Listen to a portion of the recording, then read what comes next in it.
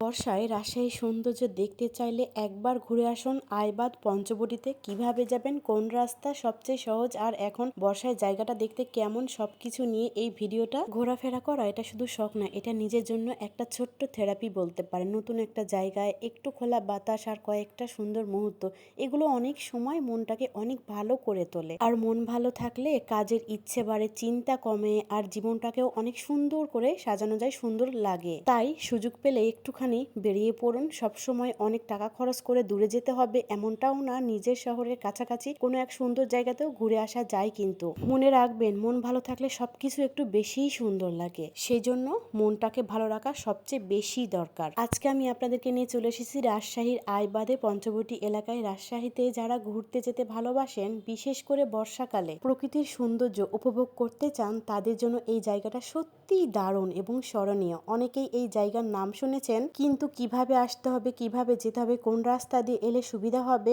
আর এই বর্ষার সময় এখানকার পরিবেশ কেমন হবে, এসব অনেকেই জানেন না। তাই আজকের ভিডিওটা শুরু থেকে শেষ পর্যন্ত সবকিছু বিস্তারিত দেখানোর চেষ্টা করেছি। আমি এই ভিডিওটার মাধ্যমে যতটুকু পেরেছি আমি দেখানোর চেষ্টা করেছি, কোন দিক দিয়ে গেলে সহজ হবে এবং কোন দিক দিয়ে গেলে কাছাকাছি হবে, আপনাদের সুবিধা হবে, কোন রাস্তা গেলেও সহজভাবে পৌঁছানো যায়, সবকিছুই ভিডিওতে রয়েছে। পথে একটি কালী মন্দির পড়বে, সেটাও দেখিয়েছি, যাতে প্রথমবার আসলে আপনারা সহজভাবে লোকেশনটা চিনতে পারেন। অনেক সময় গুগল ম্যাপে দেখেও মানুষ চিনতে বিভ্রান্ত হয়ে যায়, তাই বাস্তব রাস্তা দেখানোর চেষ্টা করেছি। এখন যেহেতু বর্ষাকাল, তাই আইবাদের সৌন্দর্য যেন কয়েক গুণ বেড়ে গেছে। পানির পরিমাণ অনেক বেশি, দূরে তাকালেই বিশাল জলরাশি, আর চারিদিকে সবুজ গাছপালা দেখতে সত্যি অসাধারণ লাগছিল। শহরের কোলাহল থেকে একটু দূরে শান্ত পরিবেশ, আর চারিদিকে সবুজ গাছপালা, নদীর ঢেউ, পাখিদের কোলাহল, বাচ্চারা মাঠে খেলছিল, পুরোটা পরিবেশ ছিল একদম অনেক সুন্দর একটা অনুভূতি এবং ভালো লাগার। আমি আমার ছেলেকে নিয়ে গিয়েছিলাম, এখানে গিয়ে আমাদের মা ছেলের খুবই বেশি ভালো লাগছিল।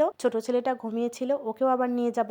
তো আমার খুব বেশি খারাপ লাগছিল, সেজন্য আমি বললাম, যেহেতু আমার বাড়ির কাছেই আইবারটা, সেজন্য আমার বড় ছেলেটাকে বলছিলাম, চলো একটু গিয়ে ঘুরে আসি এখানে। তবে একটা বিষয় অবশ্যই মাথায় রাখবেন যে বর্ষাকালে পানির স্রোত গভীরতা কিন্তু বেড়ে যায়, তাই অযথা পানির একেবারে কাছে যাবেন না, এবং ছোট বাচ্চাদের সঙ্গে থাকলে অবশ্যই তাদের দিকে খেয়াল রাখবেন। নিরাপদে থাকুন এবং আনন্দে ঘোরাফেরা করুন। আর একটা অনুরোধ থাকবে, আমরা যেখানেই ঘুরতে যাই না কেন, সেই জায়গাটা পরিষ্কার রাখার দায়িত্ব কিন্তু সবার। প্লাস্টিক বোতল বা কোনো ধরনের ময়লা সেখানে ফেলে আসবেন না। আমরা যদি আমাদের সুন্দর জায়গাগুলোকে নিজেরাই নষ্ট করি, তাহলে একদিন এই সৌন্দর্য আর থাকবে না। তাই বলবো, আমাদের এই শহরটাকে পরিষ্কার পরিচ্ছন্ন রাখার দায়িত্ব আমাদের। রাজশাহী শহর নেই এমনি নতুন করে বলার কিচ্ছু নেই, রাজশাহী শহরটা অনেক বেশি পরিষ্কার পরিচ্ছন্ন এবং সুন্দর পরিবেশ, রাস্তাঘাট এত বেশি সুন্দর, যারা আসে বাহির থেকে ঘুরতে রাজশাহী শহরে, তারা কিন্তু অনেক বেশি পছন্দ করে। সেজন্য আরো ভালো রাখা যায় কি করে, আমাদের রাস্তাঘাট থেকে শুরু করে আশেপাশের পরিবেশ সুন্দর রাখার দায়িত্ব